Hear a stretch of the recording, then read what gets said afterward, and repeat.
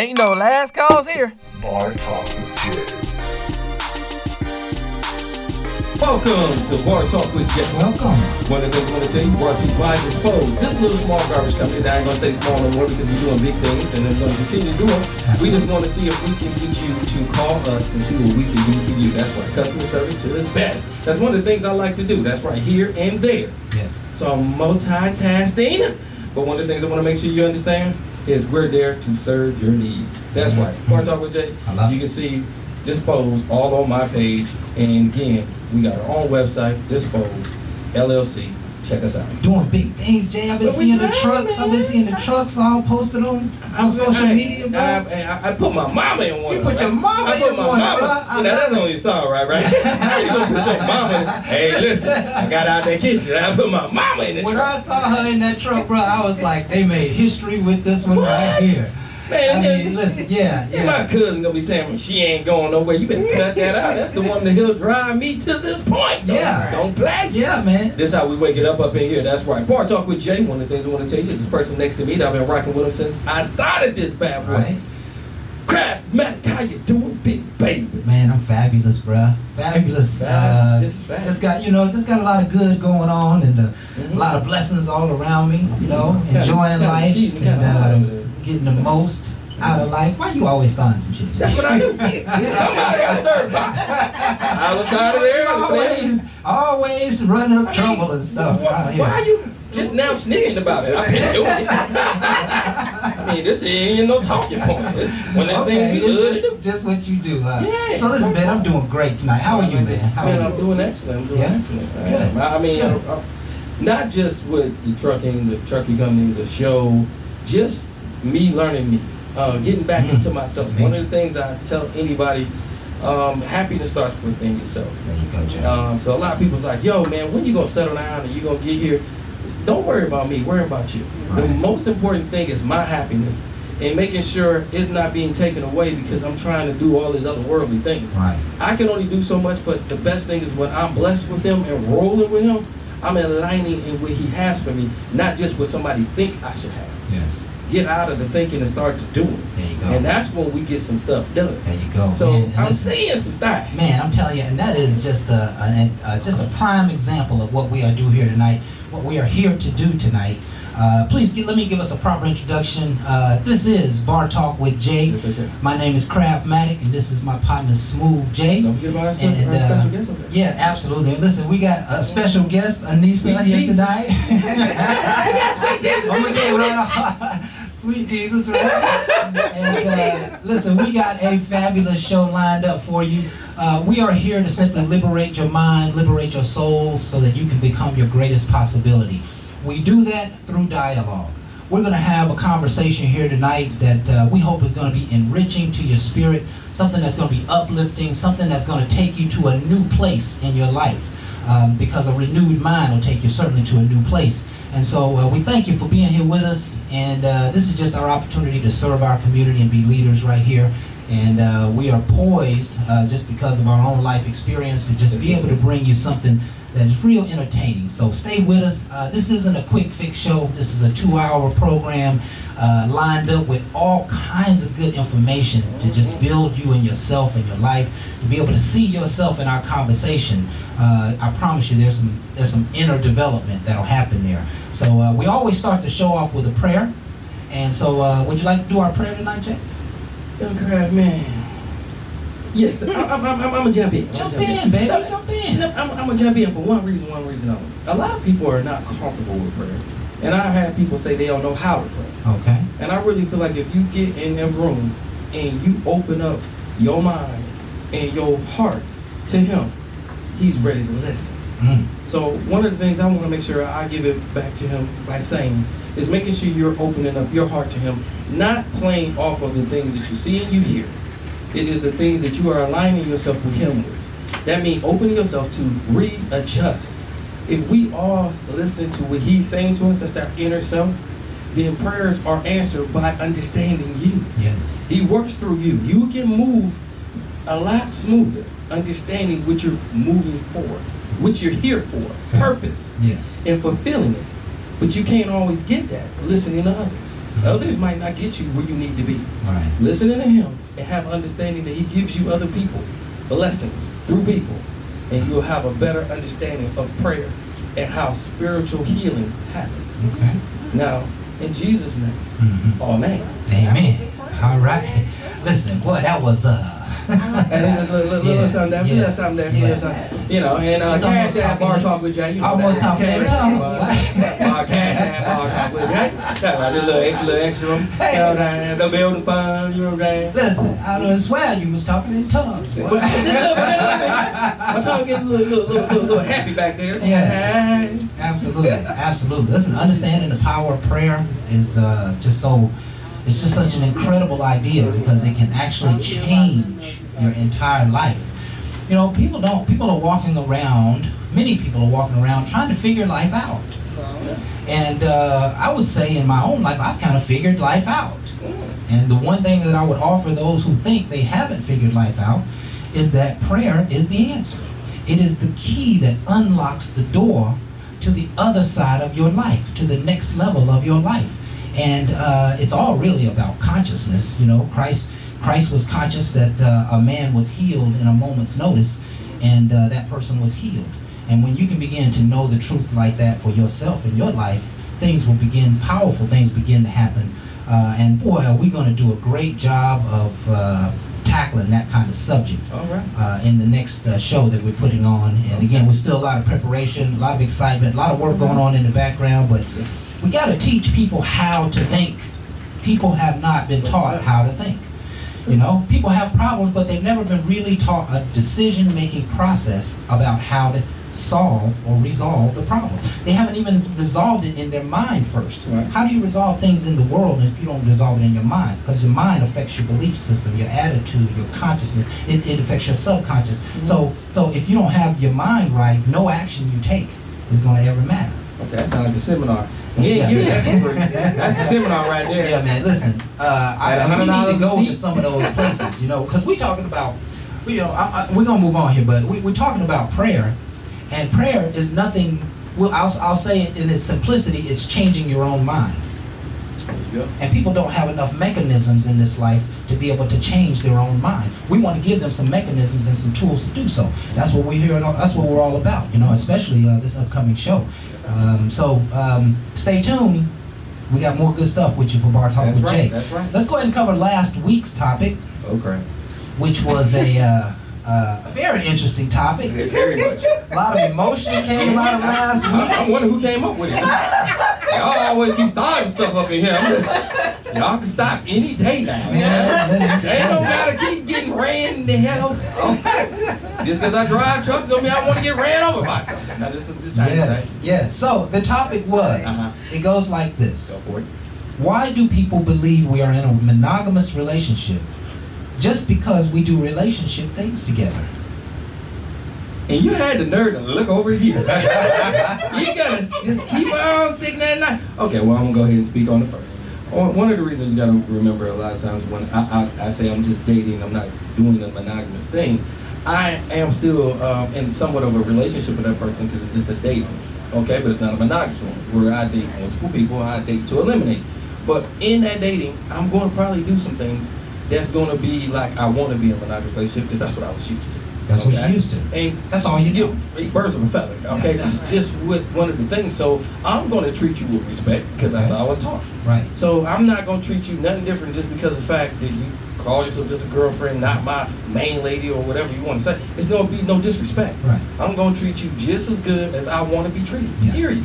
Yeah. So some people automatically put that in their head. Well, keep looking at me like wifey, and they run with it. Okay. But if I had a conversation with you earlier, letting you know that's not where I'm at, but you feel like you're going to put me here anyway, then that's something you got to get right in your head. Yeah. I gave it to you on the upfront. People ain't used to the truth. Yeah. I'm going to tell you that right now. Listen, and they always can't handle the little truth. Yeah. Just understand. I've been hit, been ran over with the truth. And this is something that we didn't necessarily cover last week.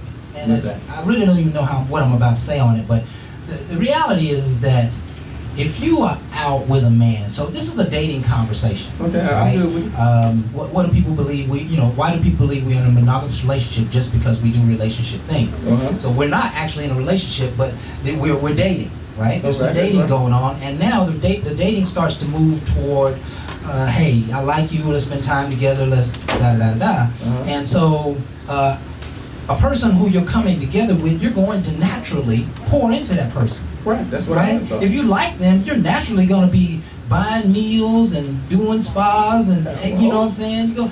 Because at a certain point when you recognize that person not is your lady, but even could play the role of your lady, Uh-huh. you pour into her. At that very moment, every guy does. He pours into her in a way like, you my lady. Now, he's doing those things, but he may not necessarily be ready or into a committed relationship. But those things get taken for, hey, you know. But again, you wanna gotta be my- remember. If I give you anything except the ring. Right. And if I get it right, I mean, you ain't getting prize. There you go. But you got to There you remember go. that pour into could be a conversation that they're not used to having. Yeah. So I had a dialogue with somebody that they're not used to. So they might have thought that was a pouring out. Where to me, that's just communication. Yeah, I'm you trying said- to see if one of the things when you date, are you aligning? I always want to make sure people align. Right. Okay, people automatically fall in love. If you take the time to know yourself Right. and align yourself with somebody, and I'm not going with it equally, I am going with alignment because Right. you two will work together, fall in love, and get some things accomplished. Right. But if you just going with something because it's looks and media, I feel for you. There's a lot of married, miserable people. Yes. I'm not trying to add Yes. to that number, Yes. that stat. Yes. But if it's somebody that's for me and we align it, I will probably fall in love faster Yeah. than ever because we are getting somewhere. I'm not just spinning my damn wheels. Yeah, listen. I And hate here's, wasting time. and I here's do. what I hear you saying is that stop putting everybody in the space of your monogamous relationship. There probably should be some folk to choose from, unless you just feel a divine nudge. If you feel that what you're talking about, that synchronicity, if you feel that unity, if you feel like, hey, we aligning, but don't try to make them your man or your lady, and you can already see you're not aligning. No alignment at all. Right? So you start pushing just for a monogamous relationship. I don't know, men have a tendency to think women push for a lot of the stuff around them and the things that they have. They do. They do. I mean, I know. I've been pushed. I've been pushed, poked, Yeah. damn near stabbed. Yeah. I tried to sell that dream one time to my friend brother. I was like, women don't like guys just because they have a nice car. He was like, nah, they do, bro. Yeah, they like the car, they like the money, and they love. It's really not just when you drive. Yeah. When they see you have purpose and drive, Mhm. oh, believe you me, Right. you might think they like that car. Yeah.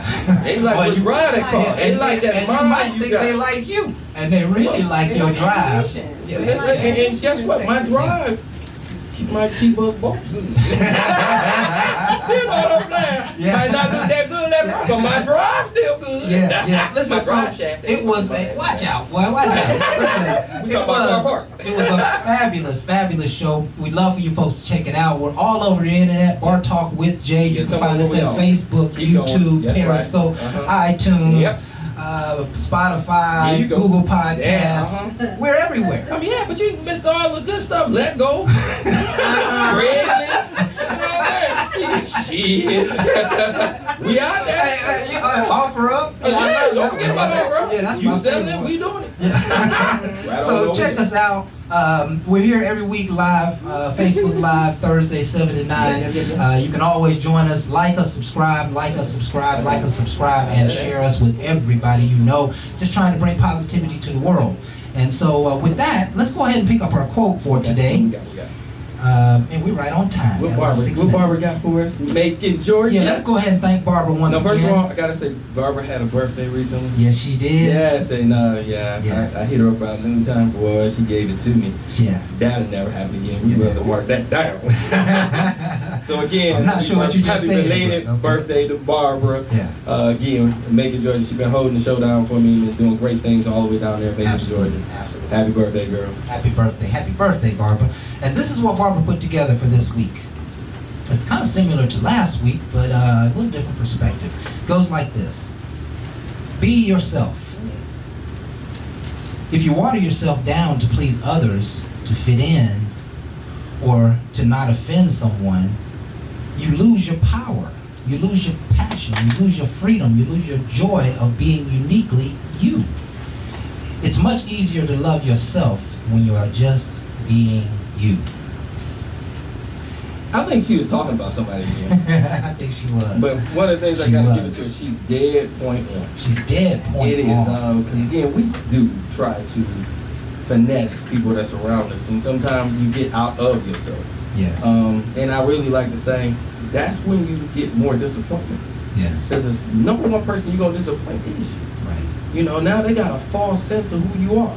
Right. So now when you come around, that's what they want. Right. But that was just the hoopla, you know, I figured that's what I had to do to fit in. Right. Now you gotta continue doing it. Now you're not you. Now you're not you. So you now- really, bruh, this is so powerful, right? Separate. Like, this is the real you, right?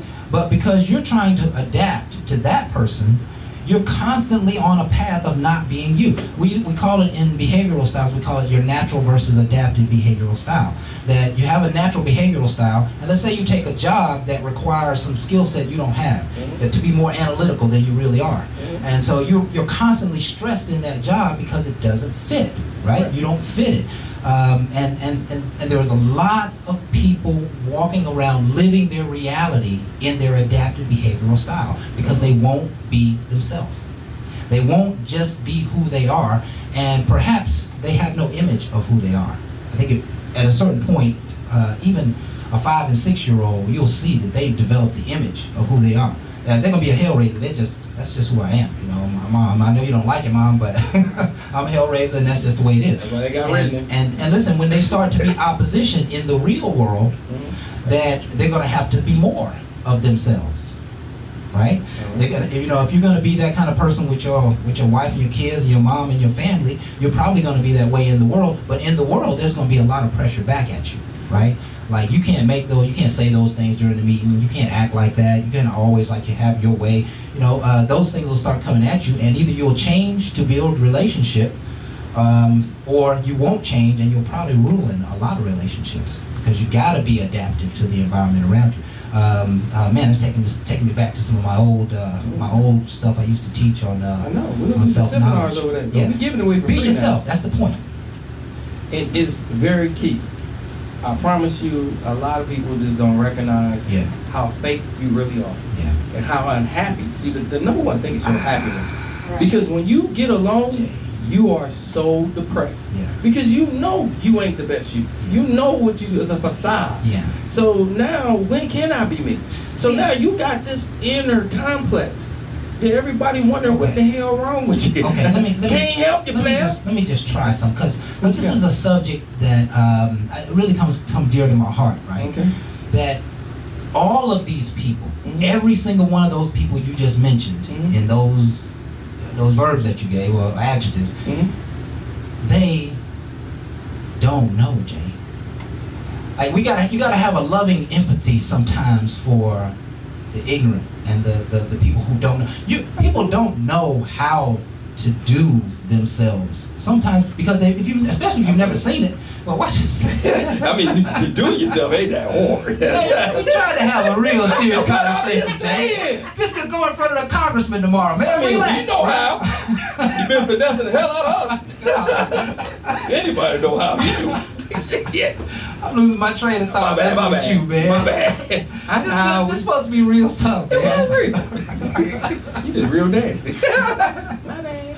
So, people don't know how. We have to have an empathetic love for those who don't know. You know, that's why, you know, things like taking advantage of the people who, you know, people come to buy a car and you take advantage of them. There's a price to pay for that. At the end, the spirit, in the reality, in the world, that you're opening the door for darkness to come in and just consume your life and your dreams and your goals, and just take this wind out from under you. We got to protect those who don't know, and we got to build those who don't know, because they don't know that they don't know, right? They may be able to see their potential, but they really don't know that they don't know. They think they know, but they don't know nothing. I got one right? for that. So I got one confident. So we got to help these people become themselves. Right. But That's the point. you also know, and I got a woman sitting across from me. She can help me on this one. Okay. This day we're just with a man thing. Okay. But how many times have you met somebody and you can tell he didn't know his greatest potential, but you kind of see it? That happens often. See what I'm saying? That happens often. So if it's happening so often and people are stepping in, remember now, she wouldn't take the time to even try to help you get there if you ain't respectful and showing a little bit of empathy and love towards her. So again, if you're going around here being an ass and you wondering why you're going to continue to be, because ain't nobody ever going to show you your greatest potential. You showing your best backside. So guess what? That's all you probably ever get. But when you reach a person and you talk to them with a dialogue of respect, okay, well, you know, I can encourage you to be a better person. And not necessarily got to be a relationship. Right. It can be just me pointing you in a better direction because I'm a good person and I see it in you. And I want the best for you. So again, all the ones that's going around lost and not knowing, also look at how you're acting. That right there might be what's hindering you. Ain't nobody gonna reach out and help you and you acting like a behind all the time. Mm-hmm. But you scared that somebody might recognize that you lost as hell. They've been seen. There's been people willing to help you, but you don't want to take a grip to it. Yeah, But I think people are lost as a culture, like As a culture? as an American culture, Okay. not just black, white, poverty-stricken, Right. society. But we live in that space where if they're not giving the answers, your child lives in projects Mhm. and she's used to seeing bad things happen on a constant basis. You can grow up That's a with just lifestyle. like that. Yeah. It's not really a woman's job to come out of another neighborhood, have two-parent household and all that stuff and teach you how to be anything. Right. But if she sees it, most likely she'll do it. Mm. So Yeah, and that's kind important. of a thing, but you don't want all of society to stay in that same terrible mentality. Yeah. So And you know, empathy is a big thing. it's a big thing because we got to care for those who don't know. Because the ones who don't know are like, in the eyes of God, they're like children, right? Mhm. And that's what He says. We have to protect our children. If you do the children wrong, you are surely to pay a dark price.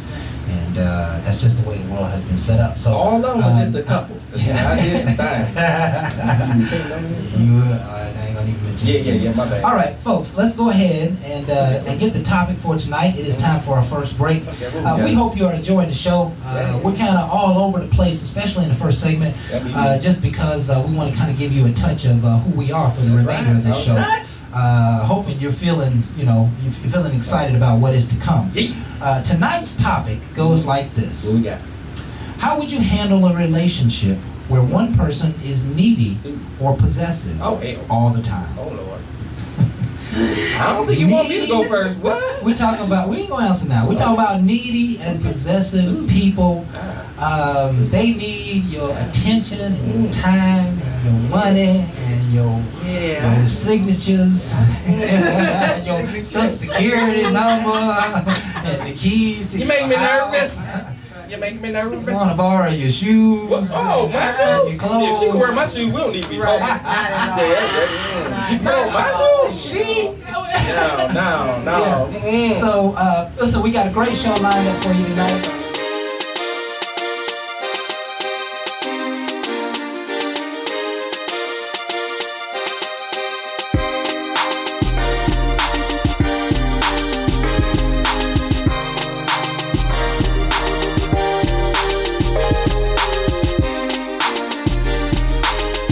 We got a special guest on tonight, my friend. Man, we got our man, that guy that be traveling all around. Don't know how his day went, but we're about to find out. That person right there is Jamal. How you doing, big baby? What's happening, fellas? What's happening, Paul? What's happening, Crab, Rock, Bar Talk? What's happening? Man, everybody's lovely around here, man. We doing it big as usual. Man, we got drink specials and everything. Yeah, we got bartenders, we got guests in the house, man. The studio is popping off tonight, big time, We man. got Sweet Jesus in the building. Oh yeah, man, you probably fall in love if Man, you was in this room what? right now. Yeah. We got single women in the I building. need somebody to interject. I need a lady to come to the table, man. Hold on, we got this. Hold Yeah, on, yeah, don't she keep coming. trying to do all. here. We got this. Oh, Yes. I see them. Oh, there they go. Yeah. I I see you with the ponytail. There you go, sweetheart. Mm-hmm, back My there at the girl bar. got the silver tank top, rocking That bartenders, Kiki. denim jacket. Ladies, what's going You on? love me. Yeah. Let's wave. They're a little shy, you know how it is around the studio, man. You don't lose them, Bob. These lights, you know, these lights shut down some personalities sometimes. No way. So, what you got for us tonight, Big Time? What's on your mind, man? Where are you, by the way? It's a couple things. I'm still back in Philly. I'm on my way to the A next week. I hit New York this weekend. Oh man, my grandfather had a stroke, so I gotta go check on him. Sweetest man in the world. Yes. I tell everybody, if you get a chance to talk to your grandparents, man, go get your wisdom from them, hug on them, love them.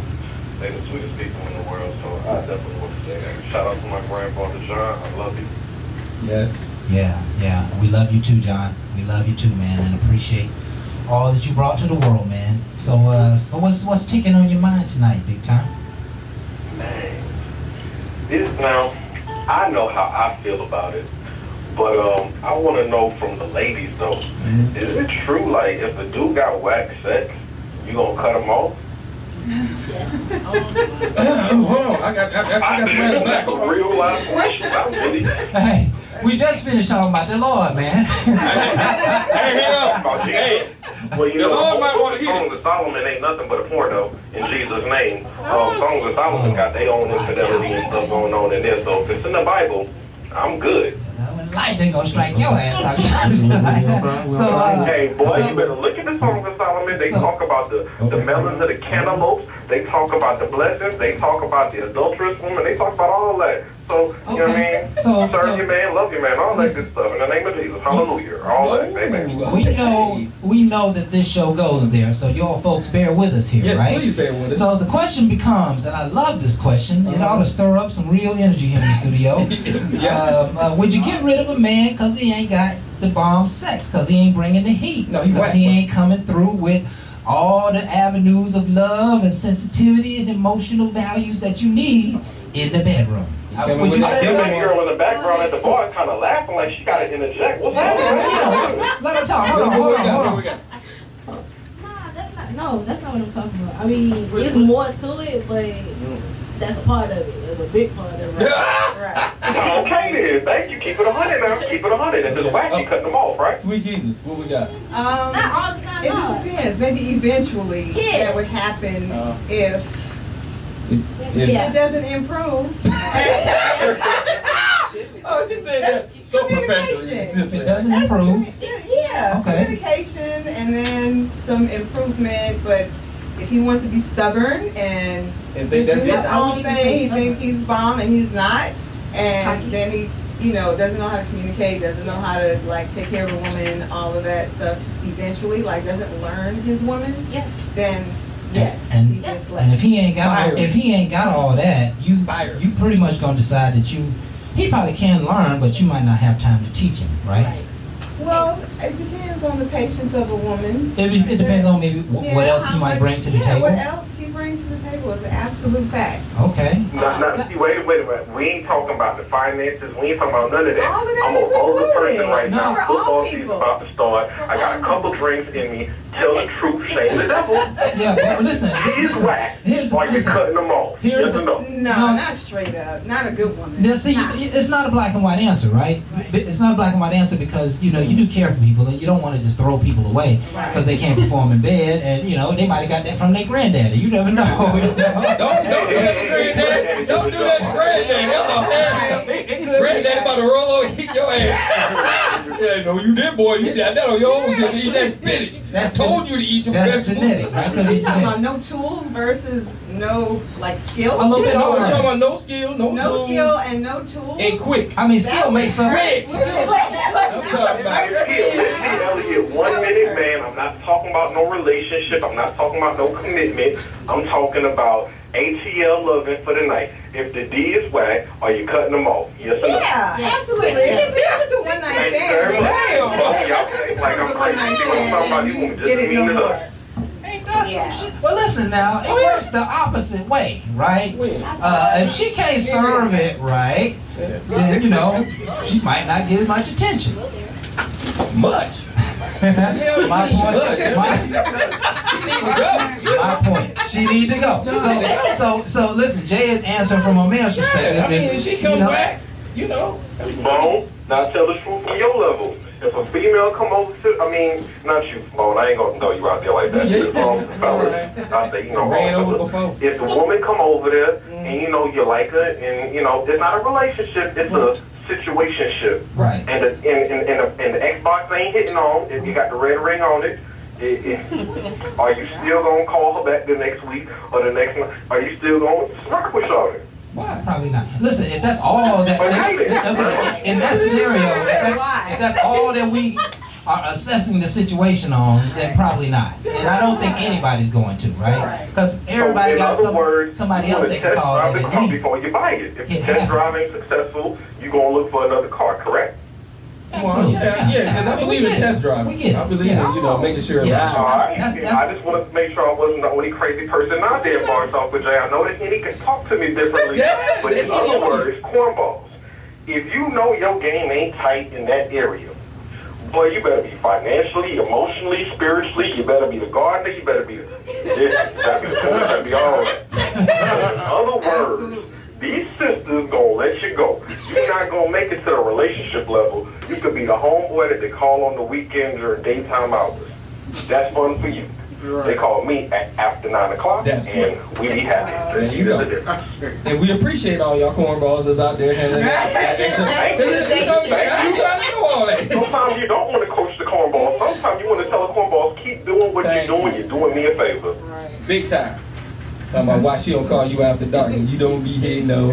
Yeah. She call you during dinner time. And then she got to go babysit the other kids. Talking about why she always be changing her mind because she called me. Right. My bad. Right. So what's the topic for the night, fellas? It goes like this, my friend. How would you handle a relationship where one person is needy or possessive? If she needy, I will give her what she needs as long as I'm capable to provide that. If she is clingy, clingy comes in handy during the winter season. You know, during that cuffing season, it comes in handy because I ain't trying to be paying for gifts for 4 different females. You know, during Thanksgiving, Christmas, and New Year's and all that. So during the time of the year, it could be good. But during hot girl summer, springtime sex, and winter love and fall loving, hey, I can't deal with you. You know what I'm saying? It ain't gonna hit right like that. It's not. So you're a seasonal kind of lover. You're a seasonal. I mean, look, calm down if you really want to take that in approach, look at some of the females' faces. They don't like clingy dudes. If a dude texts more than 4 times before she responds, she probably got somebody else she texting. Yeah. Ladies, am I right or wrong? Yeah. That's no. I'm looking at y'all faces. Don't nod your head now. Don't be quiet now. Yeah, we don't like clingy. They said no, they don't like clingy. Clingy and possessive and needy. You know, we don't even really like. Sweet Jesus said no too. She said no. But dude can't be clingy because if a dude is clingy, that means you're desperate. Okay, cornball. That's if it. you are clingy, in my opinion, I gotta start off like that. In my opinion, if you are clingy, you're desperate. And if you're desperate, you're not looking for her. You're just looking for any female to accept you.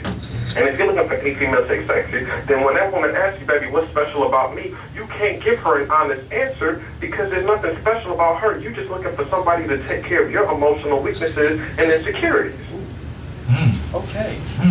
Dr. P. Oh, I can take the intellectual level if you want to break it down like that. I mean, you know, you kind of did. Yeah, you kind of did. Yeah. Everybody else thought you just want somebody to take care of your emotional needs, huh? You just. So every conversation that I have with a female, you know, the most important thing is I try to make them laugh. If I can make you laugh, start a conversation or a dialect, well then that can take me to the next avenue. And from there, if I can have a conversation, just like any good salesman, as long as I can get you to open that door and get inside, I can sell you on anything. Woman, if I can make you smile and talk, then I believe that I can influence you and guide you into the direction of the conversation that I prefer it to go. But what I do believe is once that conversation starts, it's up to me now to provide you with a mental stability and a mental quality to make you more interested. But if a woman asks me what makes me special, I cannot give her an answer that's generic because women call BS when they hear it. So you can't lie to her. She gonna know it. What would you say?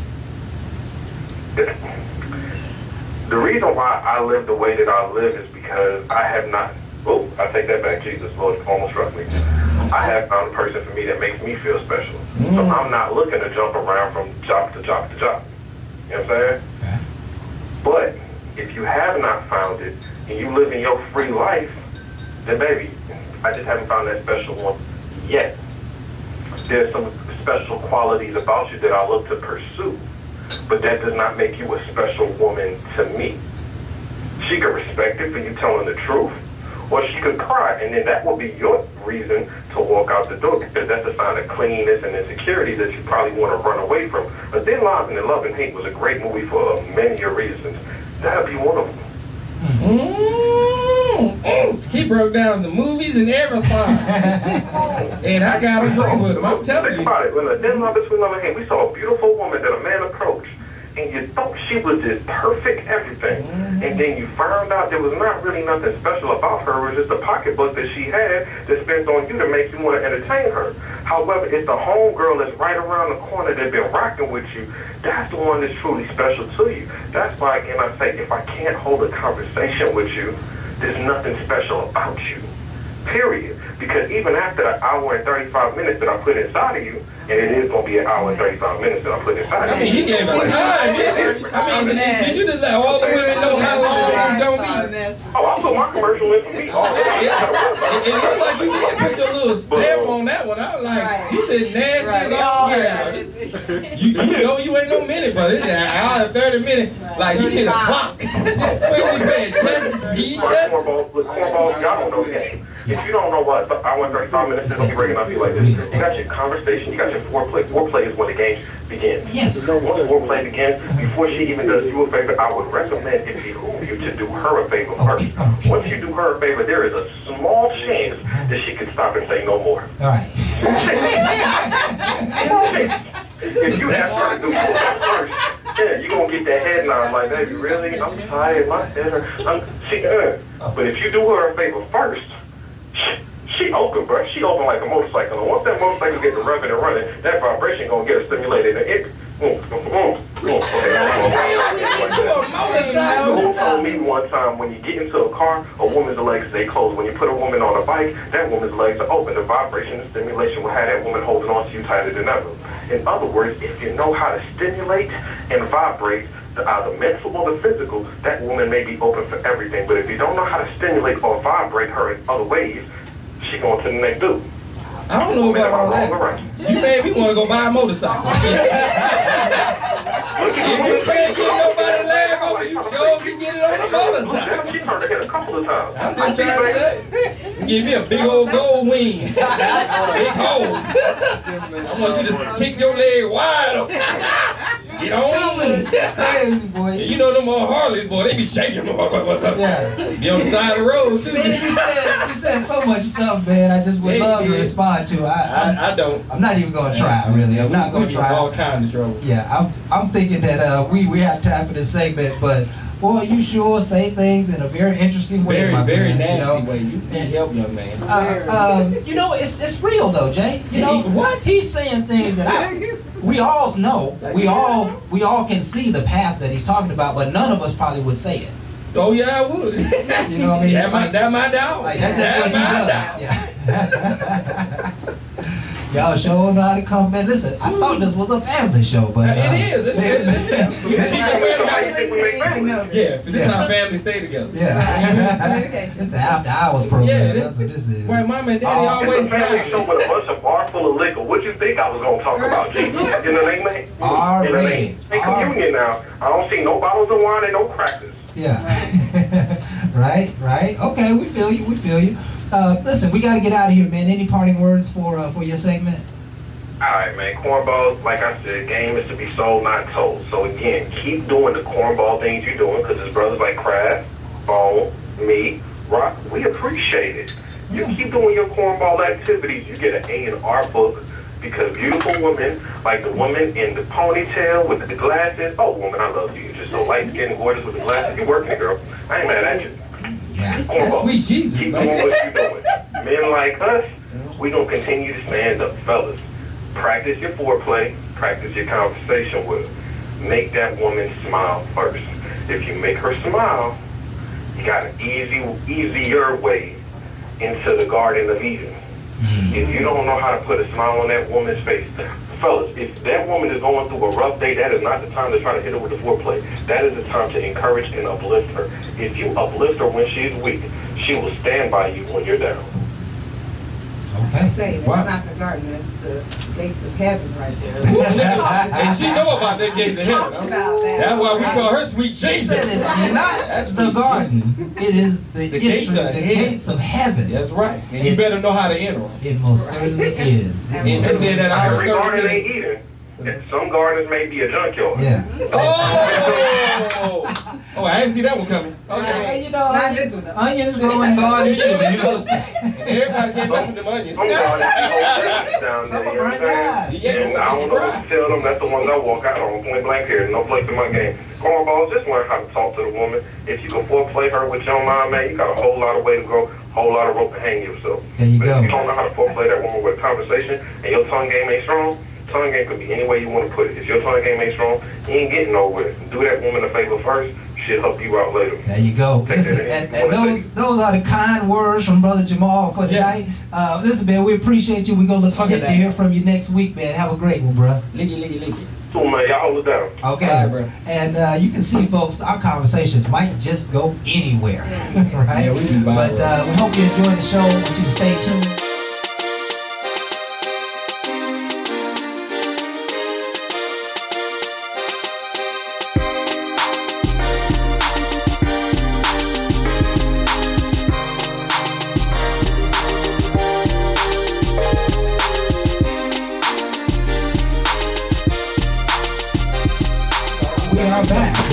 Talk with Jay, and man, we're running a little behind time, but I think we got Brother Jeffrey. He's going to come on in just a few minutes, maybe another 6, 8, 10 minutes. Man, so y'all ain't gonna talk about what my man just did.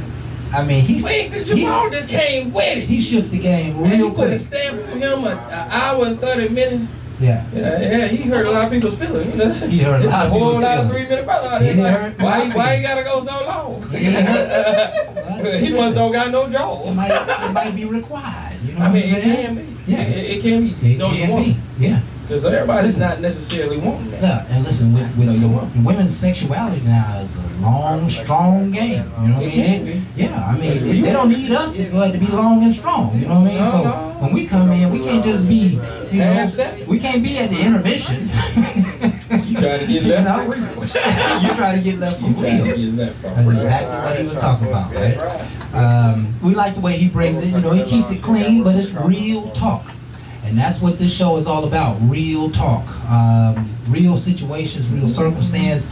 And again, for you folks who are just joining us, we got a great topic tonight. The topic is, how would you handle a relationship where one person is needy or possessive? And I think it's time for us to spend a little time on this subject. You want us to go in now? Yeah, really? I think we should go in now. Okay. I probably want to cover a few things in another segment. That's what you want. I give it to you. Okay. Now you want to ask me about the needy. Needy. Now, needy can be a good thing depending on what the needs are. If she needs more attention, she likes to be held more, like cuddle more. If the needy is needing of the things that I can give her, okay, then needy might not be so bad. It's tolerable. It could be. Okay. It depends on situations. Okay. Now the other one, I don't know about that one. That one. I had a little nervous. You mean like borrow your car? I mean, always need something. It's always my whole thing. Borrow a car and all the rest of it. I mean, if we down for each other like that ain't nothing to me. It's just like you can't make up your mind for nothing. Like I got to be in everything that you do. That could be overbearing. Listen, I always want a strong woman that can come with her own creative juices, and you show me none. You like, where you want to eat? I don't care. But then when we get there, I ain't want to hear though. Right. I mean, okay. Everybody have a brain fart. I'm just saying. Show me a little ingenuity. Yeah. What you want for you? I don't know. If you ask whatever you get me, then you get. Well, I ain't really want this. See, that's undecided. Yeah. Right, listen. Yeah. That's not needy. Needy. No, needy. But listen, what that person is always doing is they're they're needing your decision rather than them making that decision. And as small of an event as that is, every married couple know this conversation, right? Every couple pretty much know this conversation, that sometimes I want to hear your point of view. Sometimes I want to hear your opinion. Sometimes I want to hear what you want. You always know I got something to say, but if you're not saying what you want to say, then you potentially aren't getting what you want. And I'd kind of like to know you a little bit better, right? But I think that is to some degree a form of neediness. So, but that possessive though? The possessive? That possessive, that's nervousing too. A real jealous person? Yeah, because a lot of your insecurities. Right. They can lead you that direction. Right. So it puts pressure on me for no good reason. You used to somebody else cheating on you all the time. So then you hear I live wildly, and then I decide to get into a monogamous relationship with you, but all them other women you was with though. I mean, did you have to be with so many? And it's always bringing up, things that's not helping and nurturing where we're going. Right. You just want to talk about the things I did. I mean, well, when we gonna go forward? Why I gotta keep going back? Because you mine now. See, now that's when the possession part comes from. You mine now. Well, hold on now. I said monogamous relationship. I ain't putting no ring on your head. This ain't no papers here, player. What do you mean? I'm just yours. I mean, hold on. See, that's where I'm like, hold on, this possession, because I don't feel like you're really supposed to own nobody. You don't own nobody. But that's where you taking that too. Right. You better not. I bet you better not making nobody. Oh, I'll slap your eyes out. You start hearing stuff like that. Y'all can say what the hell you want. Run for the hills. So is it cool if you're married and she being possessed? Now, she become possessive? Now I would say when you're married, no, and she's very possessive, I'm really curious about why at that point, because it should have been clear that I'm not trying to go back because the ring is there now. The commitment and the covenants is there. So at that point, I would like to say that is definitely a conversation piece that need to be had with that couple, because that's still a sign of insecurity. But I just said that because you did just state papers. You like, we ain't got no papers, as if y'all was married. And I'm glad you made me clear that up. That's the audience. That's Jay trying to check Jay. Jay is the single people checkmate tonight, player. We ain't doing that tonight. We're gonna have to get you a mic because we're gonna see this. It can be a battle world. We don't care. No. But I do like to clarify, because again, if I take somebody somewhere, I want to take them all the way. So that is correct. If you just dating, it is one thing. But when you're married, it's still a situation that I like to say should be addressed, because that kind of insecurities in your wife can be detrimental. But people, they do those type of things in a relationship. They act one way in the beginning. And that's just like the friend that you friends with, and then y'all become a little bit more than friends. It sounds like you're trying to snitch over there now. No, ain't no snitch. Okay. That's just what it is. Yeah, no, it's like you're we need to get you a mic, because I'm not sure how the rest of the world's picking that up right now. Don't worry, we're going to get him again since Jay want to be on. I know we're missing stuff right now. Nah, Jay, you obviously want to get in on this. You know, they're sitting over there getting all jealous. It's all right, Jay. Jesus. Put him at the bar. We was on possessive. We was on like the ownership portion of it, or the control facet, where I really feel like that can be very dangerous, and I don't really like that completely. If you are trying to control somebody, you are dead wrong. Right. You cannot control or influence or possess or own somebody. Manipulate. Yeah, you really can't. And you might want to know where they're going, but if you start aggravating them all the time, or where they've been, if you start thinking you own who they are and where they should have been and what they should be doing, you're losing big time. And then she go blind. Yeah. No relationship works that way. And, maybe, I'm of the notion that all human behavior is learned behavior. And so they learned those behaviors somewhere. And those could be they very well could be a part of their own insecurities. And those insecurities could drive you crazy. Wanting to know your every move, your every moment, I've had times with ladies where I'm standing up in the same room with them, and I just start looking around the room. They're like, what you looking for? What's that? What you need? Oh, wow. Wait a minute. What's wrong? Just looking around the room. Well, you look lost. I look lost. I look lost. I'm just standing in the room. That's what they say. I look lost, So it's But listen, this is the point I wanted to make. I think this is a very, very poignant point, right? That sometimes people want to not necessarily hold you down, but they want to see you as small, right?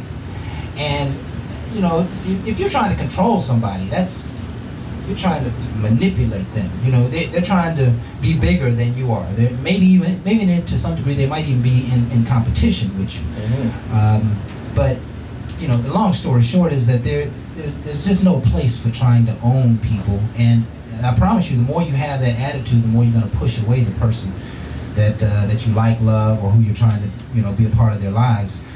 We've all seen, especially men. I really don't know about women's side, but we've seen on numerous occasions where women are very needy and clingy, and it causes us to not want to be with them, or it causes us to say, well, if I'm gonna be with her, it's gonna have to be all night. You know what I mean? All night. Maybe putting times down. Maybe she don't know when to say goodbye. I just want to have a nice dinner and say goodbye, and she want to hold on and talk and hang out the rest of the night. So maybe we've all, including women, have experienced men who don't know when to go home, or don't know when to say goodbye on the phone, and they invite you to dinner but want you to pay for it. I want to say something here to that, because I believe that women like that emotion, right? So I personally use jail as an example of an emotional strip club. You have men that will be concerned about everything that you do. And women do like that. They like the concern.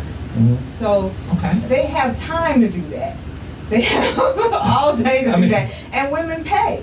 Women pay money to go visit. Women pay money to buy you stuff if you're in prison. Women pay whatever they need to pay to get that emotional connection, because they have time to give you that emotional connection. Most free men, they have jobs, they have, lives, they have big boys, they have everything else that they have to deal with, and then you get that time that you need. And then you have men that are really, really busy. I dealt with celebrities, so their busy level is much different. That's why we call it Sweet Jesus. So that leaves women with a kind of a blank feeling. When you run into someone with psychological problems like a narcissist, then you might get that little bit of attention and fall for it. I did it. So that little bit of attention early on causes you to be like, oh, he really cares. And then it becomes control. And that's how abusers work. Yeah, so it gets out of control at that point. It becomes out of control. Listen, the one point I got out of your discussion, that was great. That was great stuff. We got to hear more from you in the show. Chime in more, right? I mean, she get her hands. Yeah, you're really doing a fantastic job of explaining some of these ideas. I hope I never get in trouble. But if I go to prison, I'm going to make sure to ask for that program you just talked about. I ain't trying to go down. You my boy. At that point, you gotta go down that bad. I'm like Kevin Hart. Jay, at least find somebody to write me. Damn, I put some money on you, plus, you know what I'm saying? Give you some money buns, you know what I'm saying? Keep them off the play, huh? I hope I never go get in trouble though, but that's good stuff. You already know my ass ain't going with you. Anyway, we got Jeffrey. That man that we don't know how his day went. He's on the line, and what I gotta say, Jeffrey, how you doing, big baby? Brother Dre, Brother Kraft, how's everything going, fellas? Hey man, we got fabulous. Yeah, we fabulous over here, man. Good to hear from you. Sounds like you might be traveling tonight. But we're always glad to hear from you and hear your segment, because you always bring it so hard. So how was your day, my friend? Oh man, you know what? I'm blessed and fortunate. It was a great day in the A weather-wise. We know that the weather in several parts of the country and the world has been nothing but a disaster. Prayers to our brothers and sisters in the Bahamas. And you know, I'm just grateful, man, that my granddaughter loves me, my daughter loves me, my mother loves me. But in spite of all of that, you know what time it is. Yes, sir. Here we go. And it is time for you to close your mouth and listen. You ask me some questions, I give you some answers from a man's point of view. Now I got one reason for the habitually single woman and one reason for the habitually single man as to why you might be single. But before we get to that, here is my disclaimer. Now see, what I'm going to talk about might not apply to you. If it doesn't apply to you, I want you to put your foot up in this shoe. But if it does apply to you, I want you to put both feet in both shoes and walk around in them because you're about to learn something tonight. Ladies, you go first. Ladies, some of you are single simply because you are still punishing your father. I need you to understand what I'm saying to you. You're punishing your father's absence, or you're punishing your father's presence and the way that he adversely affected you through the relationships you have with the men you meet right now. You keep expecting the men that you meet right now to heal the hurt that your father caused. I need you to understand that no man outside of your father can heal that. And sometimes not even your father can heal it. The healing has to come from inside. So what has to happen is this, ladies. You have to make a purposeful decision to forgive your father, whether it's something you ask him for or you give him face to face or you just give it to him mentally. But you have to forgive your father for being human and having flaws and having hurt you, and you have to release that energy. Because no man that you meet can feel that void that the pain of your father might have caused. I want you to understand I'm saying this to you out of love. Because at no point will a man be able to love that hurt away. He can support you while he helps you help yourself. Yes. But you got to do the work. Mm-hmm. And if you're not willing to do the work, well, you're just going to be alone with that pain continually to punish your father. All right. Yeah. Had a rough day at work, eh? I told you last week, get your ass another job. You know what I mean, well, he's dead on point because, again, you know, I ran into people that show signs like this. Yes. And it was surprising to me because I never even knew she had a relationship like that with her father, but how negative it was. Yes. And he's totally right because if she's not willing to heal, she ain't even trying to hear. That's right. So anything you're saying is against what she feels. Yeah, and you're a microcosm of her father, whether you want to be or not. And at that point, yeah, you become in. Yeah, in her eyes, you're always going to be representing what she has seen or not seen in her father, and there can be years of work to overcome some of that, but that's oftentimes not something you can heal. Really, I think only God can heal it. Like I said, even the Father may not be able to satisfy that space in your heart that has been broken. So, listen, powerful, my friend, super powerful. We'll hand it back to you, Brother Jeffrey. All right, fellas, don't think I'm letting y'all off the hook. Fellas, you wasn't that. Fellas, some of you are single simply because your mother has smothered the man out of you. I need you to understand what I'm saying, fellas. Your mother made you the pseudo man of the house at 3 years old when she couldn't maintain a relationship with the man who fathered you.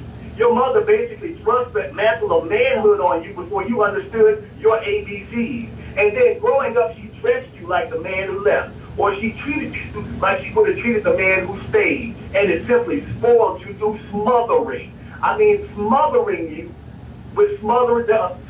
by spoiling you with everything that you wanted. So when you get outside and you come to a real woman, you expect that woman to smother you like your mother did. But what your mother really has done is she has handicapped you. She's actually stunted your growth as a man. And don't no real grown woman want to deal with a grown boy. So here's the thing, I need you to understand something, fellas. If you are not out here trying to make something happen on your own, and you are constantly looking for a woman to bail you out, that means that you have been smothered. And no grown woman will smother you the same way that your mother will. Now don't get it twisted. You need the love of your mother. Your mother has to nurture you so you can grow up whole and healthy. That ain't what I'm talking about. Mm-hmm. I'm talking about crippling love, smothering, that has ill-prepared you to be able to be functional in a relationship. So men, if you have found that you'd rather sit at home, docile, you rather kick back and chill before you get out on your grind or on your hustle, then you've been smothered. Yes. And that smothering has stunted your growth, and you ain't grown at all, so your ass might as well stay single. For a very long time. Listen, I recall when I was 10, 11, 12 years old, my good friend who lived down the street, across the street, when we would walk into the house, he would say, Mom, I want a sandwich. And she would get in there and she would fix his sandwich, and she was like, what do you want to drink? And fix him a drink. Listen, I watched that happen all the way till he got out of high school. 17 and 18, we were still friends. His mom was still washing his clothes. Yeah. And taking good care of him. I wonder what kind of man he turned out to be. Did you ever go home and ask your mama, after you heard that? Hell no. You had your ass slapped into tomorrow. Let me tell you what happened, right? I played football, right? I'm 9 years old. I remember the time. I'm 9 years old, I'm playing football. And so every couple of days, the uniform got to get washed, right? So I would always take the uniform and put it in the hallway so Mom wouldn't forget to wash my uniform. And one night she said, Junior, come here. She said, grab them clothes. She walked me outside to the garage. She said, put them in there, and just put the detergent and close it down. Always put it on warm. You got whites warm. And she taught me all that. She said, now, I ain't washing no more clothes. Put that in the hallway no more. That's exactly right. She put me on game right there. She did the same thing with cooking. So, she certainly didn't spoil. She spoiled me in some very special ways, just how Mom's always making sure clean, cut, and loved up on, etc. But, when it came time to do my side, take the garbage out, and help around the house, we having an event at the house, I can't go out and play, I got to stay home and vacuum the floor and stuff like that. She never spoiled me in those ways. And, man, there's a lot of people who are probably really missing the mark in relationships because they have been spoiled so bad in the past. Now, when I heard him, what came to my mind, that really hit my mind when he first was saying that? Waffle House. Scattered, covered, and choked. You know what I mean? I got hungry for my bad. Anyway, when I listen to him when he's talking about the covering, it's so true. Yeah. Because again, they are getting past the person they was with, and they bring another person in that's their own child, and it is a minimum thing. So the one thing I gotta say, bless God for my mother, because she was not that way. You let me know when I was young, you ain't no man or nothing. Around you don't get your behind over there. That wasn't happening. Yeah. So again, everybody doesn't do the same, but I'm glad of that. Yeah. My father he was in my life, but he wasn't always around. And like my mom told me later on, it was her thoughts. He wasn't probably wise to always be around. Yeah. So again, some people will put the right people in place to get you to grow, for you don't have these conversations of all the insecurities of what another person did. Yeah, that's what the person did do. Listen, Brother Jeff, we received that, we hand it back over to you, my friend. All right, now listen, men and women, I don't care how your parents raised you. I don't care who wasn't there. I don't care who smothered you or any of that stuff. You grown now. You're not responsible for what they did as you were growing up or as you were a child, but you are responsible for how you handle it as an adult. Quit making excuses. My father wasn't there. My mama did this. Quit making excuses for your behavior now and own your behavior. Get better because you make a decision to get better on your own. Let go of stuff that you've been holding on that's been weighing you down. Toni Morrison said, in order for you to fly, you got to let go of the stuff that's been holding you down. But she didn't say stuff. Now, what I need you to understand is that personal growth, personal development, love, self-love, it doesn't grow holding on to the old you. Once we men and we women stop holding on to the old stuff, and we let the new stuff begin to grow, and we fertilize that new stuff, we can transform into better people. And when we become better people, we can be better parents. And as better parents, you raise better children, and better children produce a better community. And once we get back to community, it's going to be a whole lot of awesome change happening in our neighborhood. We just got to let go of that old stuff and fertilize the new stuff. Dang. And that's all I got. Man, and you have said enough on that, my friend. Say like you know a little bit about gardening. I have a statement to Jim. Go ahead. It's kind of hard for a person to realize or even understand their flaws if they don't know their flaws. And what I mean by that, you could have grown up in a household where your mom could have been there or couldn't have been there. Dad could have been there or couldn't have been there. But these are the other behaviors that you learn, and you grow up this way and nobody never said anything about it, and you may feel like it's the right. like you've been doing right all your life, then somebody come along and say, well, you're wrong for doing this way or you're wrong for doing that. Yeah. But this is the way I know. This, you know what I'm saying? This is the way you know. Yeah. You know what I mean? So who are you to tell me that I'm wrong and this is the way I've been all my life? Right. Any comment, Brother Jeffrey? I'll tell you this, you might grow up in an environment that's dark all the time. And when you step outside in light for the first time, that light will hurt your eyes. But once the light, or your eyes adjust to the light, you discover that there's a whole lot of world out here that you never knew because you just played it safe. You played it comfortable. I will submit to you that you might have grown up on A Street and thought that A Street was the sum total of the whole world. But if you push yourself just a little bit and you take 5 steps and you get to B Street, then your curiosity should be stoked. Let's see what's on C Street. Let's go further than what I've been told and begin to tell yourself which way you're going to steer your own ship. Instead of steering it the way that somebody told you, take control and steer your own ship and go your own path. That all has something to do with where you come from, where you live. Like, everybody don't have that. I'm a man from Mississippi myself, you know what I mean? And I know, I talk about my family all the time.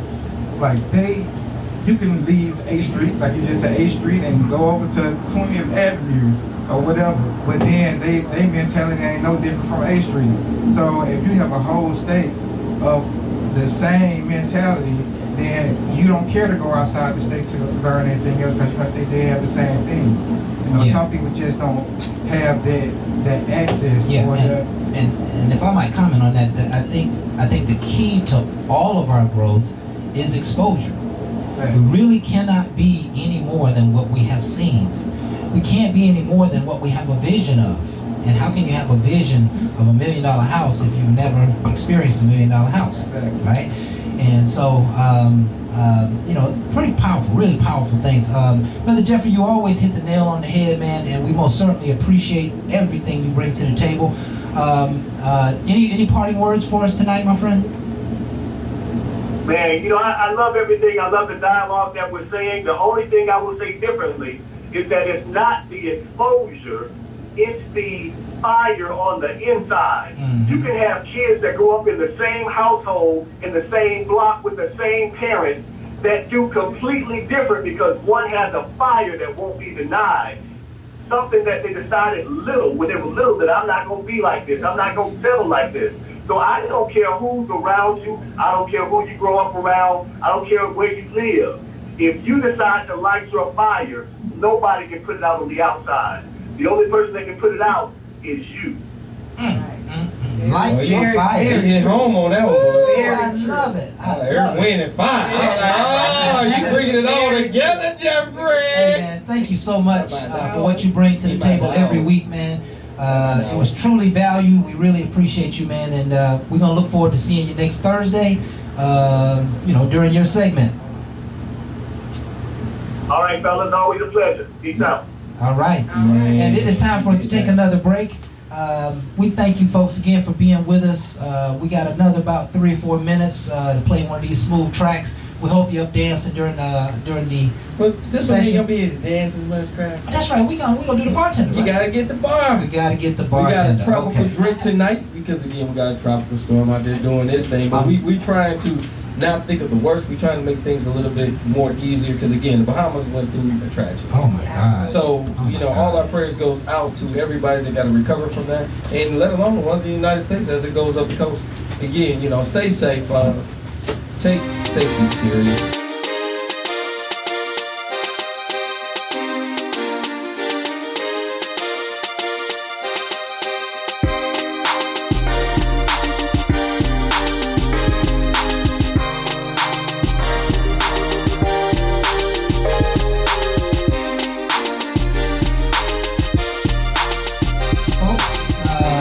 My break. This is one of those breaks where our bartender put together this drink for us. Yeah. And man, let me tell you, it's called a Caribbean. Yes. And it is a fabulous drink, right? Blackberries, Hennessy, pineapple orange pineapple margarita, and she'll put a little a little pineapple juice in there, I believe. I mean, I don't think we need to tell them anything. They need to come on out here and find out for themselves. Bar Talk with Jay is a free drink, but you got to drink responsibly. That's one of the things you got to make sure. Drink responsibly. Yes. Always. So one of the things we want you to do is enjoy yourself. So what we do is drink specials again, if that's what you choose to drink. And again, she actually was telling you she do a virgin. I say, well, whatever, because everybody don't do it. But Sweet Jesus over here is on that virgin one. Mm-hmm. She know all she needed some damn holy water. Anyway, it's going to be different for everybody, so it's no big. One of the things I want you to do is make sure you enjoy yourself and drink responsibly and enjoy your life. Yes. Because again, all we're doing is having fun, but that fun is to educate you and to leave a little thought in your mind about what can you do to better your own life. What can you do to better your own life, man? We don't have enough of those discussions. Some of us go all year long and really don't hear a whole lot of messages on, like gasoline in the tank. You're not fueling your tank up. You're not strengthening yourself. You're not building yourself. And it takes time and attention to build yourself. Just like going to a workout, like at Bally's or LA Fitness, that you gotta take some time to do a workout, kind of in your own mind with your own life. Sometimes as simple exercises like gratitude exercises. Just get a clean sheet of paper out and just start writing about what you're grateful for. Before long, and really probably by the time you get to 6 or 8, you're gonna be only talking about spiritual things. All the stuff will have been taken care of, the house and the car and the watches and all that stuff. But if you start, my mindset's got to say this. There's so many things to be thankful for that we really don't have enough time to be thankful for all of them. That you got to start, and that's how you build yourself. You build on your strength. Have you ever taken just a few minutes and thought about, let me just identify my own successes. Let me just see, what have I done in my life? I done did this, I did that, I overcame this, I overcame that. That's one way to build yourself. You can see all of your mountaintops. And sometimes if you don't look at your old mountaintops, they'll fade away as though you never overcame those hurdles. You can't big yourself up a little bit. You can't believe in yourself because you're not paying attention to the things that you have done. So you think that you can't do anything, This is such an important message because life happens from the inside out. And we all have, in our younger days, our youthful days, we thought life happened from the outside in. It does not. That I promise you, the greatest Olympic athlete and the greatest speakers and the greatest people in hair, all of those people, they are laser focused. Every single one of them are laser focused. They don't let anything get in their way. They're constantly taking constructive criticism. They're constantly working at their craft. They're constantly spending time doing the thing that they absolutely want to do most. And that's why I think a lot of those people get paid the most money, right? It ain't that they do any other thing, but they express such a powerful form of passion for the thing that they do that prosperity comes with that. Right? I honor myself. I think you hit on it with being able to take criticism. Yes. We are people that have gone through enough. We feel like we shouldn't take criticism anymore. But it's very, very necessary to take criticism and reflect on it. Yes. Reflect on it and grow from it. Yes. On a constant. Yes. Because we all think we are the best version of ourselves until somebody tells us something and then we put it on them that it's their fault that they think that. They don't think that out of just the air. Right. And so if you don't self-reflect on that in a real way, don't be down on yourself, but just reflect on it. Yes. And see how you can fix that, and that's called growth. Yes, and the Bible always called it humility. Be humble. Be in a place of humility. And there's some great words about it too that I can't quite recall, but I know that the understanding of it is that I need to subdue myself so that I can always be in a position to grow. Right? You can't grow if you're rejecting every idea that comes to you. Right? And what a powerful message, man. What a powerful message. As I'm saying the message, I'm wondering how people are receiving it. Right? I'm wondering, like this. They're complaining about it. Like I'm wondering if anybody's mind is really being changed, just through this dialogue, because that's what we're here. That's what I want to happen as a result of these dialogues, because they're so rich. But sometimes you're not in a place to even receive this word, receive this message. I guess that happens with anything in life. That's why this is a podcast. And it's too whenever it opens up. So you're going to be ready for it in about 12 years. Come back, Bar Talk with Jay. We're going to be right here still doing our archive. Right? It's in the archive. This show will definitely be an archive. Yeah. Things we want to tune you and enrich you with. Yeah, so tonight's topic, let's dive in here a little bit. Mm-hmm. We're talking about how would you handle a relationship where one person is needy or possessive. What we're talking about is dealing with other people's shortcomings. Is that sweet Jesus? And they may or may not know that they have these shortcomings. Right? Mm-hmm. And so it does require, I've got to always come from a loving side, right? It's going to require some patience. Let's say they're family members. Right? Yeah, wait a minute, this ain't no Alabama shit. What you talking about? Oh, stop it, Jay. Y'all know I'm off. Y'all, cue card. Listen, you done turned the most valuable conversation in the world. I thought we was going to get 5th and 6th graders in on this. You just blew it for us, bro. No, don't do that there. No. Fucking bitch. Plan B. So your cousin is needy. Yeah, your cousin is needy, right? Your cousin, the first scenario that comes to my mind. Is she cute?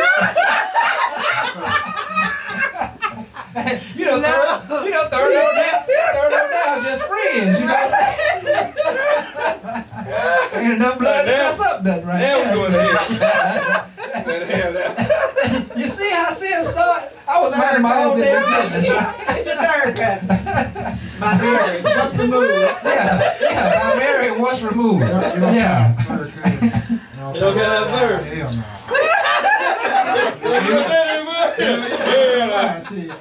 I can relate to it.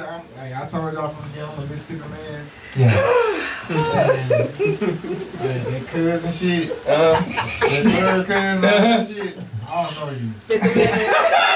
Oh no, you just denouncing family. You know, that's your third cousin. You know somebody. I ain't hear you my third cousin. I don't care nothing about that. Just bend over. We see how they go. You said that was your third cousin. You still touch up on it a little bit? Man, look.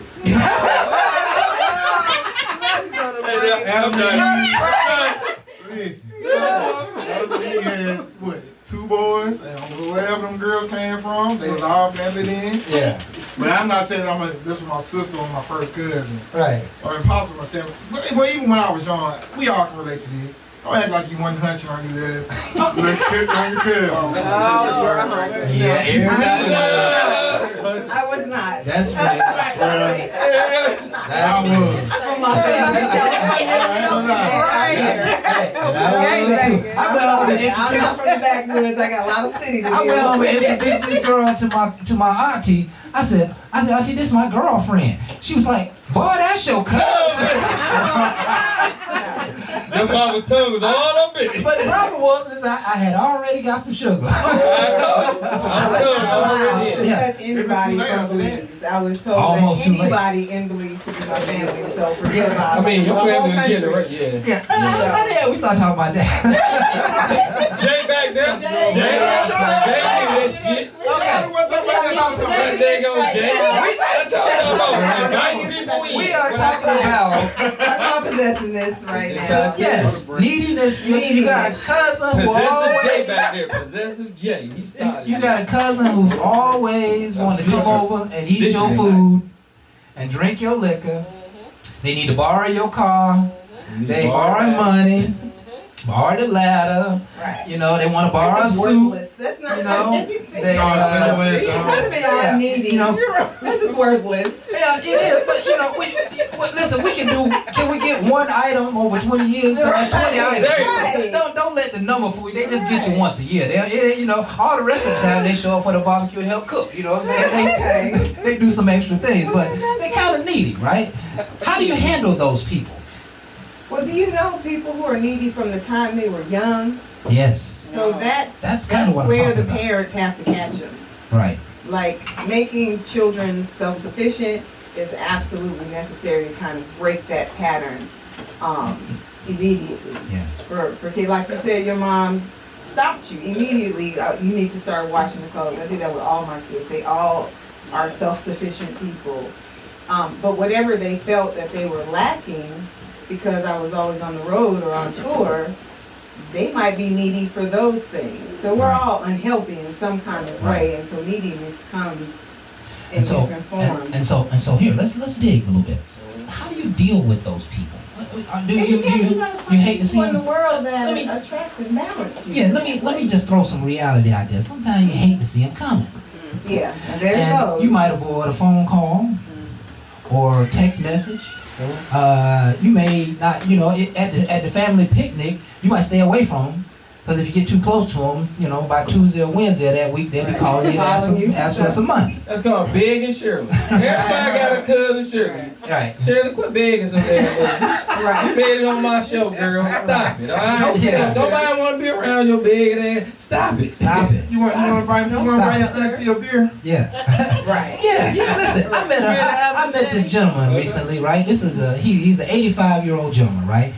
And we just happened to be out in the parking lot chopping it up one day, and he was talking about dating. I said, man, you need to still keep grinding. He said, now I love a beautiful woman. He said, but the last one I went out with, the first date, she asked me if I'd buy her a car. On the first date? Yeah, she was like, you look like, he said, sweet Jesus? This how he said, she put it. You look like you make a lot of money, like you're doing pretty well. Well, you ought to buy me a car, right? And so immediately, he said before we even got through the appetizer, he had disconnected. Wow. Right? And he had already put her in one of those spaces and places in our minds where we kind of put people who really don't understand. They just don't understand life. Do not answer. You said he was 85, right? Yeah, this guy's 85. Okay. And he's still experiencing it, even in grown women. She's trying to get whatever she can get before you clock out. He already on the banana peel. Yeah. On the fast road to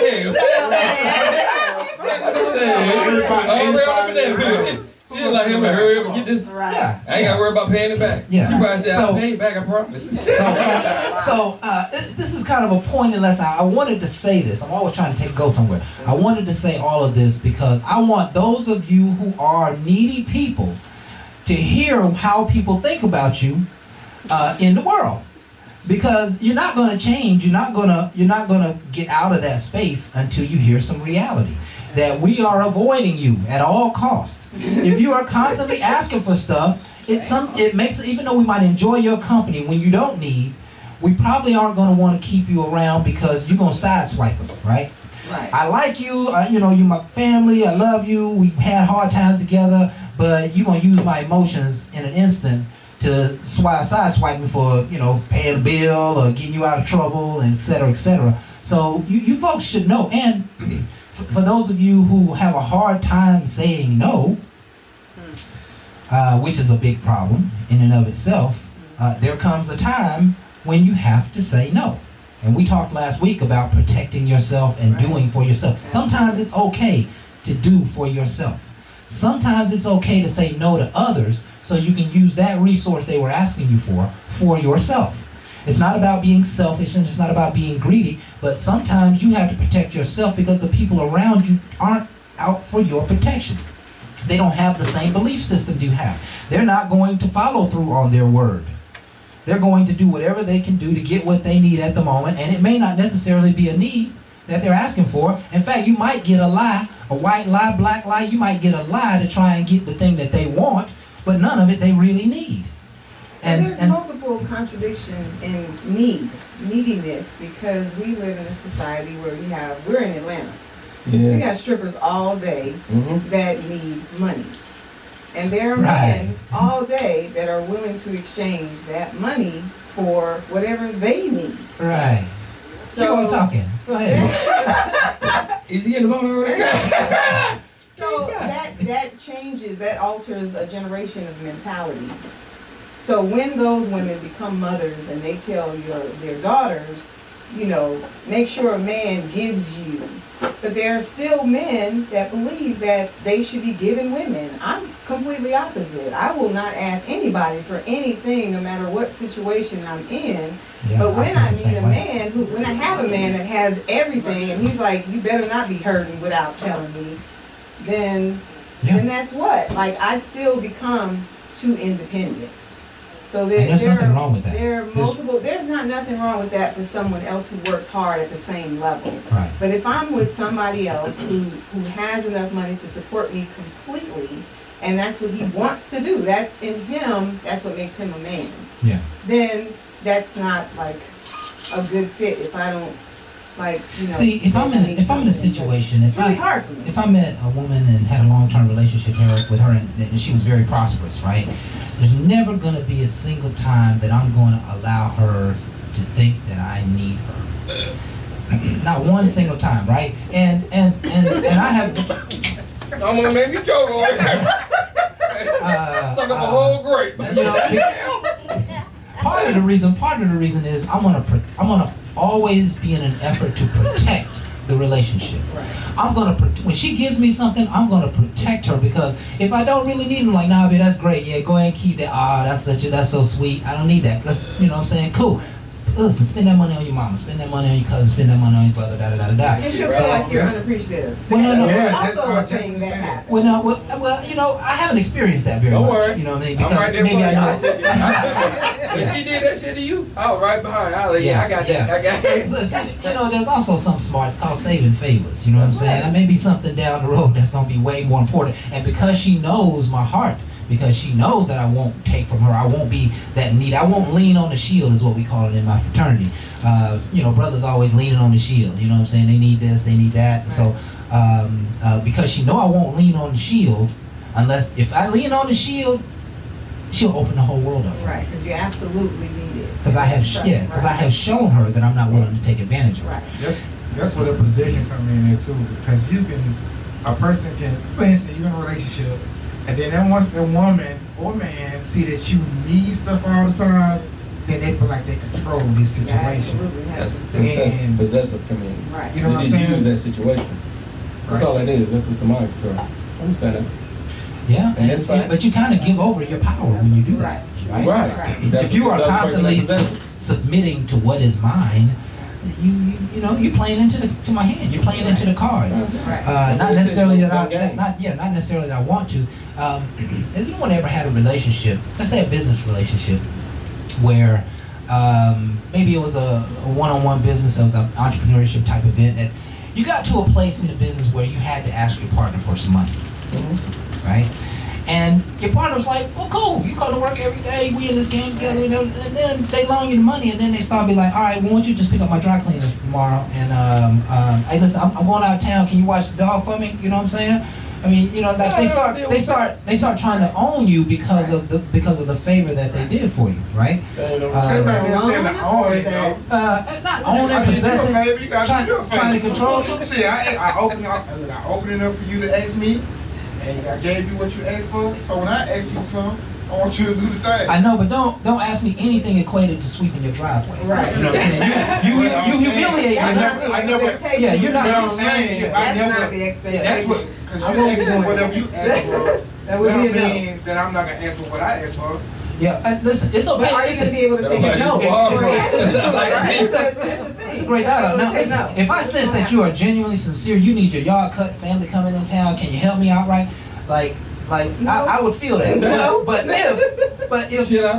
at least listen to it. But at least listen. But listen, say no. There's something that happens in relationships where when people think that you're trying to control them or take advantage of them, or you're trying to manipulate them to, you know, work for them, you damage a lot of the relationship. And for smart people, you won't know that the relationship's damaged until you need them. But that's self, right? That's self. Like that's self. Like I tend to do that myself. Like I could been done something for someone, and then I be expecting them to do things. Right, that's the problem right there. I be expectations on your own. Exactly. So that's why I said it's self. That's why I said it's self. Because shit, you do something for me, I'm gonna be expecting in return, but I can't expect you to do the things that I did for you. I can't be expecting the same results from you. And you shouldn't give expecting. Yeah, that. you shouldn't give expecting. That's what happened with the 68. You thought it was gonna be the 69. Whoops. Everything don't happen the same. I'm just trying to say, you get cheated.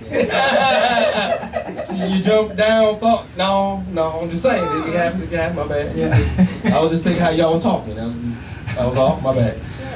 You guard. Yeah. Listen, it's time for us to take a break. We got one more segment, and we're gonna close out this show with a bang. We hope you're enjoying it. Let's just take another break. We'll be right back for more Bar Talk with Jay.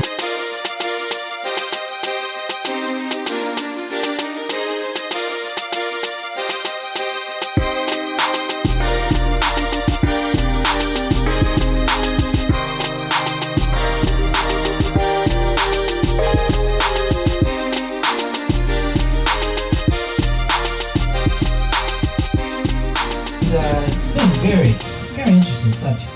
I think, say the least. Yeah, I think, we already kind of knew, we already had needy people in our lives. We may not have just thought about how we're going to handle them, what we should do. I'm of the notion you should always have some form of love. I've got some quotes that I'd like to share, if you don't mind, Jay. And I'd like to move through these quickly because all of them speak to the issue. And we may not have time to dive into each of them, but the first one goes like this. When a person goes into a relationship emotionally needy, they are not going to have discernment in choosing people. So emotionally needy people oftentimes make major relationship mistakes. They dive in for the wrong reasons. They misinterpret the things that are happening to them, the things that are saying to them. They're trying to fill a gap that those people do not fill. And they'll end up having to waste away, so to speak, in a relationship before they change their mind and move on to something bigger and better. If you refuse to listen to the cry of the poor, your own cry for help will not be heard. That's Proverbs 21:13. Another quote. One ungrateful person does an injury to all needy people. That one person who wouldn't pay you back hurt the guy who really needed it. That's why I told you to go borrow something from the end. Or even like a homeless person, when you don't give money, but you give what you have in your hand. Yeah. They're like, I don't want that.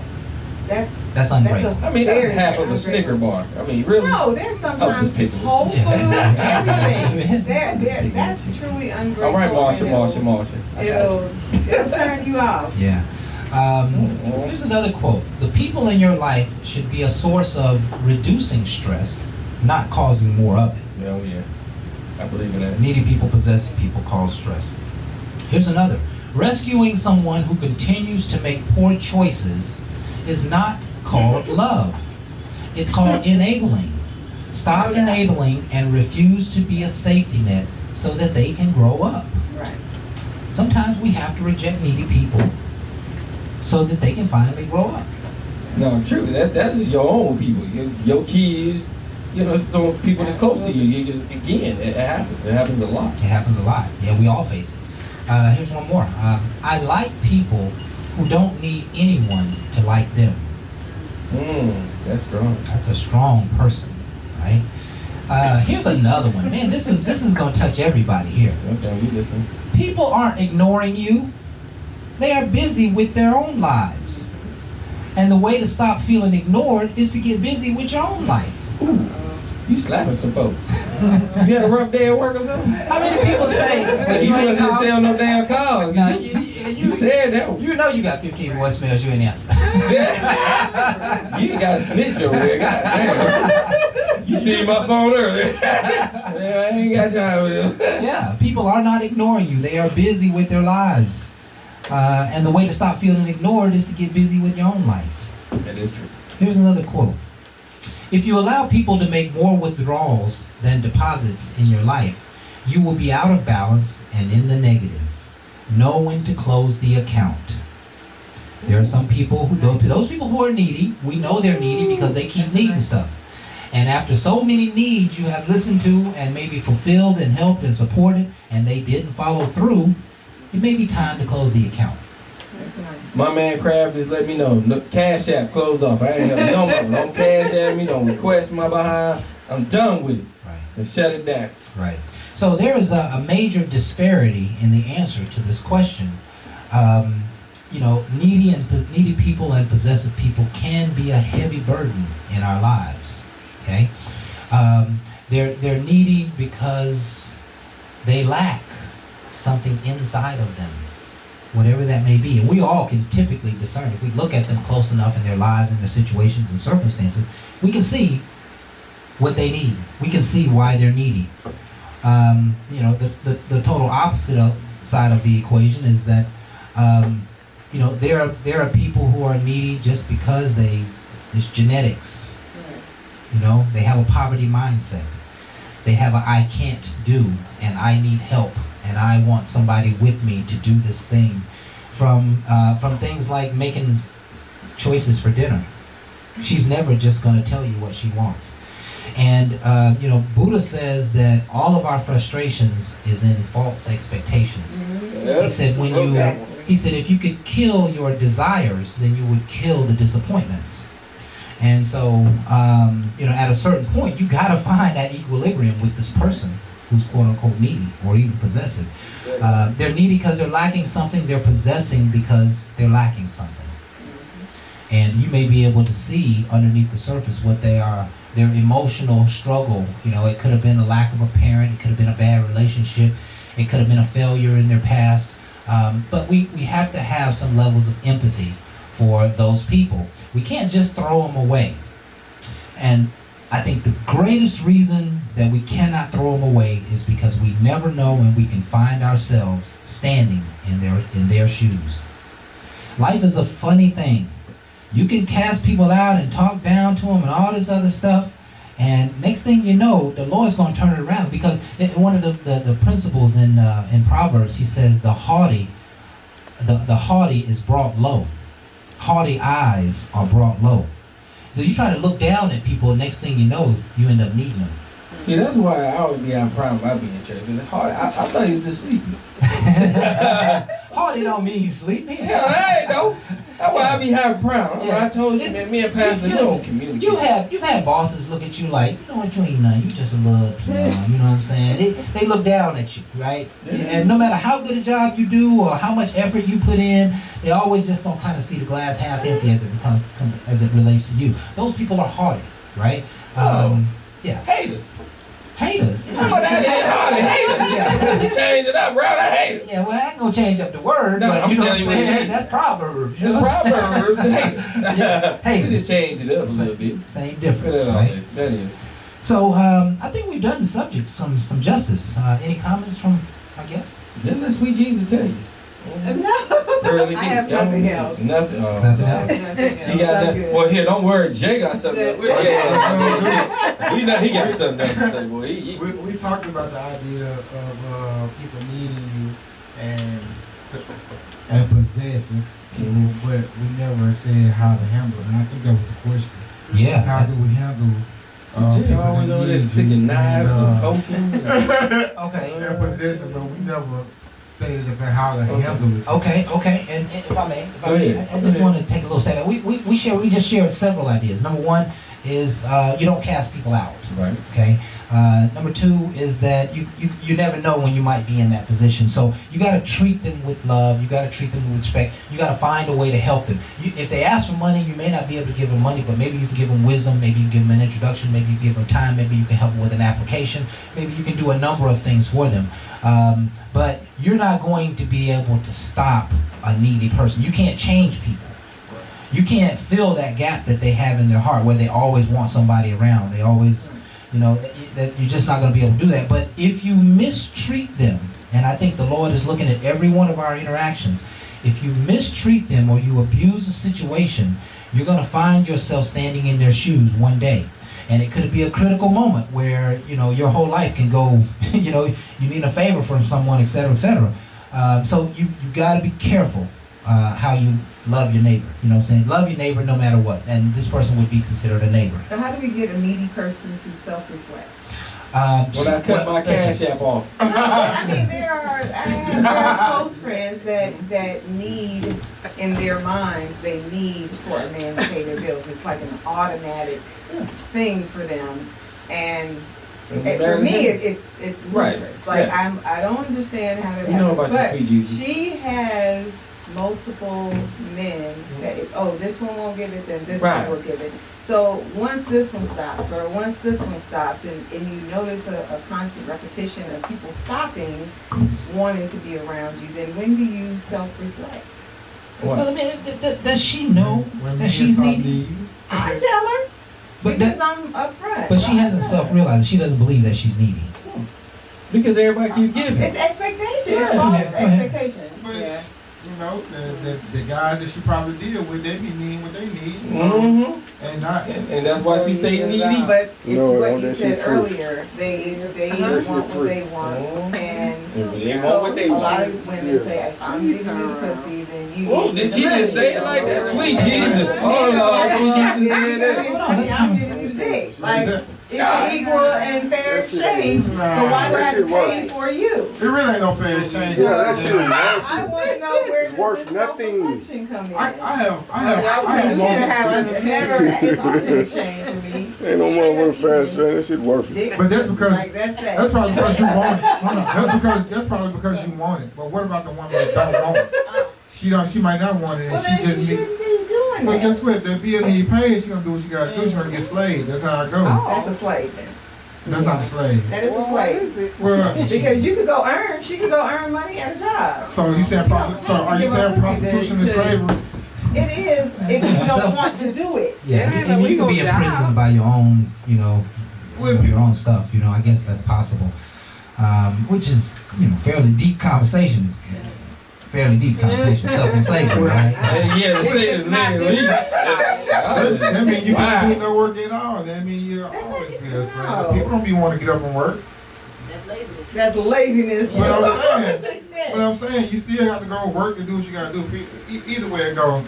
I know my mama used to tell my cousin all the time, if you got a pussy, you should never have, your bill should never be unpaid. I heard my mom say that. Yeah, and listen, that but it may be a slave. It may be a slave. There's some, we all understand the realities of that, but that's not everything that you tell your daughter. You know what I'm saying? No, that's just. My mama ain't ever told my daughter that. That comes from the street. My cousin. That comes from street mentality. Listen, it is just about time for us to close up here tonight. And we like to think we've done the show some justice, the topic some justice tonight. And we hope you folks have thoroughly enjoyed it. There's been a lot of crazy humor going on here tonight. Crazy humor there. Boy, Jay. Boy. No, that Jay back there. That Jay. He started out that. Oh my goodness. That's why I gotta watch who we be inviting. No one that did that. Jay behind Jay. I'm living vicariously through you. Vicariously in my ass. All of our conversations somehow ended up in sex. But I'm glad we kept it clean, and we hope you folks have enjoyed this show. Again, we're just trying to be leaders here in our own community. Once again, this is Bar Talk with Jay with Facebook Live every Thursday from 7 to 9. This is just about self-development. It's about love. It's about finding something that's motivational, something that'll lift your spirit, rather than all of that other media who's selling your dreams and just simply trying to entertain you. Come back, be with us, share us, like us, and subscribe to our pages. Again, we're all over the internet. Bar Talk with Jay. We love you folks. Any parting words for us? One of them. What? Always ladies first. Thank you guys for having me on. Yes. I brought my business partner who entertained you behind you. Jay. Yes.